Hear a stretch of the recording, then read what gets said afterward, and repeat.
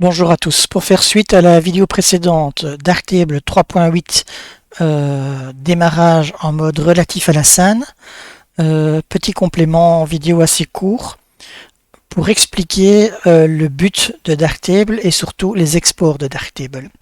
Donc en fait je vous ai montré comment configurer votre Darktable. Je suppose que maintenant il est configuré et qu'il est à votre sauce au niveau graphique et raccourci et autres. Donc nous revenons ici. Donc le but premier c'est d'ajouter des bibliothèques, donc d'apporter des photos. Pour bien faire, pour que tout l'intérêt de Darktable soit là, c'est de travailler bien entendu avec des RAW.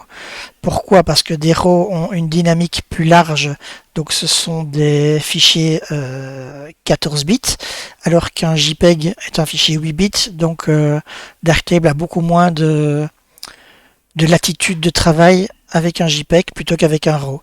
Donc si vous voulez, tout l'intérêt de Darktable c'est quoi? C'est d'importer des photos. Donc voilà, j'ai ici une pellicule que j'ai importée. J'ai toutes ces photos-ci. Je travaille une photo dans Darktable. Et en fait, le principe de Darktable, donc voilà, c'est cette image-ci par exemple, je la travaille. Je fais très vite, hein, c'est juste pour montrer. Et nous voyons ici tous les modules qui ont été utilisés. Alors, le principe, c'est que on importe un RAW 14 bits et Darktable travaille comme un principe de calque qui commence vers le bas et puis il rajoute des couches avec les différents réglages que nous avons faits. Quand c'est terminé, on retourne à la table lumineuse. Il y a bien entendu des outils de tri. Donc ici, je vois qu'il manque des choses, donc je vais faire un raccourci clavier. Voilà, on peut trier par étoile par exemple, une étoile, voilà, toutes les photos avec une étoile, les photos avec 4 étoiles. Donc les étoiles, bon, c'est très simple, je vais faire afficher tout. Tout, c'est au-dessus. Voilà tout. Donc si par exemple je veux mettre 3 étoiles à cette photo-ci, ou 5 à celle-ci, etc. On peut aussi mettre des tags couleurs.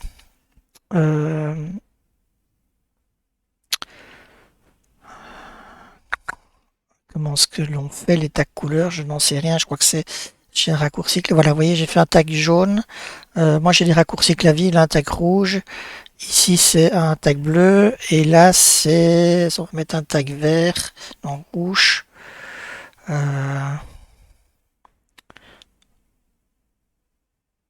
Voilà, on a 4 couleurs, on a 3 couleurs, 4 couleurs.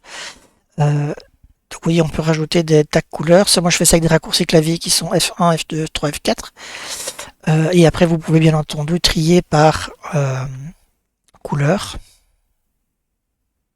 Je suppose. Trier par label couleur.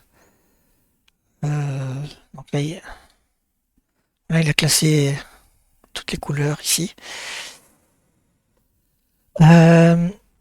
Vous pouvez, dans l'import, ici vous avez des paramètres d'import.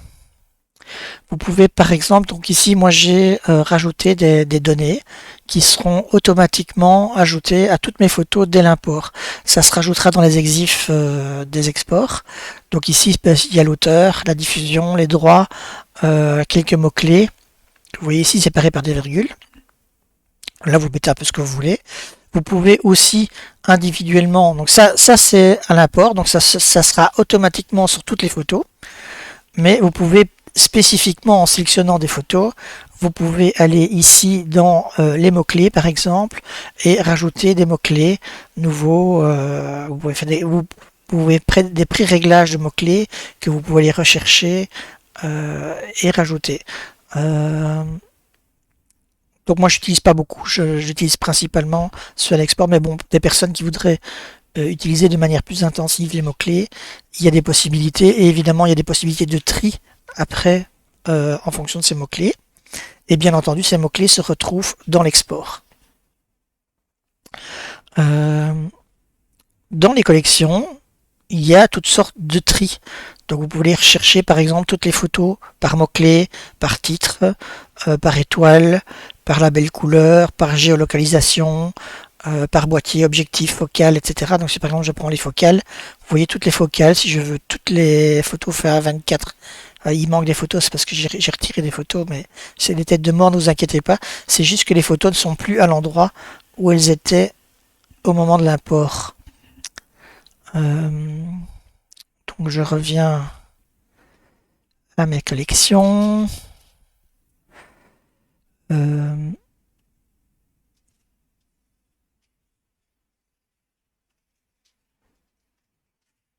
Pellicule, voilà.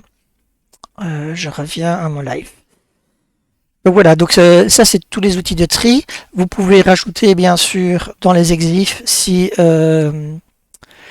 vous avez un logiciel sur votre téléphone qui permet de synchroniser les données GPS à vos photos, ça se fait avec ici, donc il faut envoyer le fichier GPX, ou si vos données, vos photos, si votre appareil photo inclut déjà les données EXIF de géolocalisation, elles seront automatiquement affichées ici. Et vous pouvez, je ne le fais pas, je l'utilise pas, mais ça existe.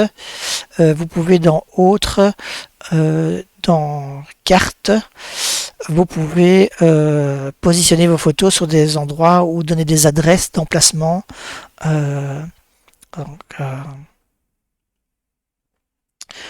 Pour géolocaliser vos photos. Je ne vais pas aller plus loin là-dessus parce que c'est quelque chose que je n'utilise pratiquement jamais.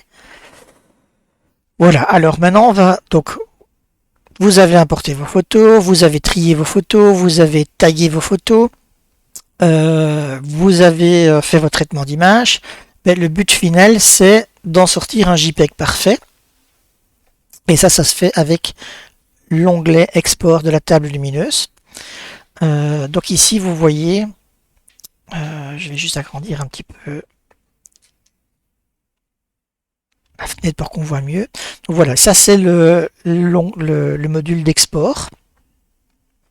Vous voyez qu'ici j'ai mis un chemin, donc vous pouvez choisir le type de stockage, galerie web, puis Wigo, ou envoyé par mail. Bon, ici on va faire classique sur le disque.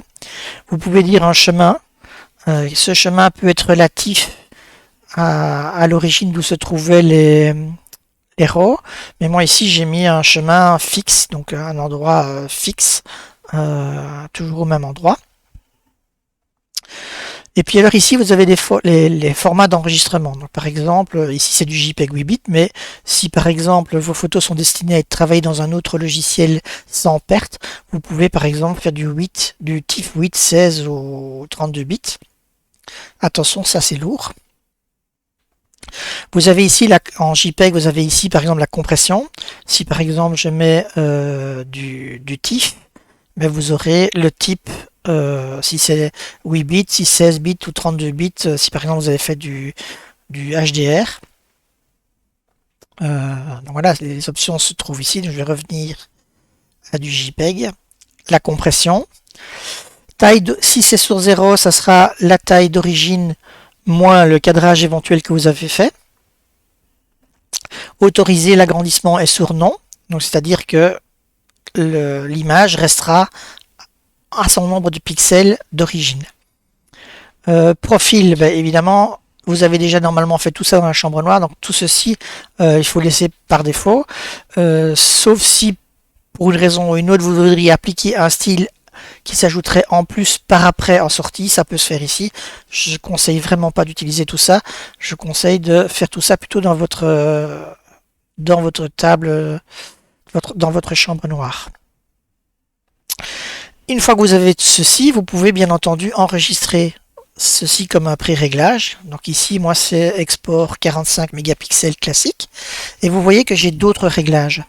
Ici, par exemple, j'ai export en 25 millions de pixels. Comme j'ai un capteur surpixelisé, je n'ai pas toujours l'utilité d'envoyer chez mes clients des fichiers de 45 millions de pixels. Donc ici, qu'est-ce que je fais?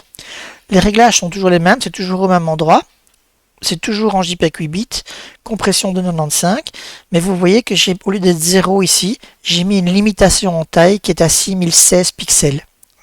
Ça veut dire que si l'image d'origine est plus grande que 6016 pixels par côté, eh bien, elle sera réduite à à cette taille-là et ne sera pas agrandie. Donc si elle est plus petite, elle ne sera pas agrandie. Donc si par exemple j'ai fait un crop très important dans l'image ne sera pas agrandie. Et vous voyez que j'ai la même chose en 16 mégapixels, en 8 mégapixels. Et puis vous voyez ici que j'ai un export à 61 millions de pixels. Alors ça c'est l'inverse. C'est pour quand je fais vraiment des grands formats. Eh bien, je lui dis que je veux une compression à 96 en JPEG 8 bits, mais que je veux 9504 pixels au moins sur le plus grand côté. Et j'autorise donc l'agrandissement. Qu'est-ce qui va se passer? C'est que toutes mes photos exportées en 45 millions de pixels vont être interpolées pour atteindre 61 millions de pixels avec un côté de minimum 9504 pixels de côté. Donc voilà, ça c'était tout ce qu'il y avait sur l'import, l'export des photos dans Darktable. C'était juste un petit complément à la vidéo précédente, mon travail sur Darktable.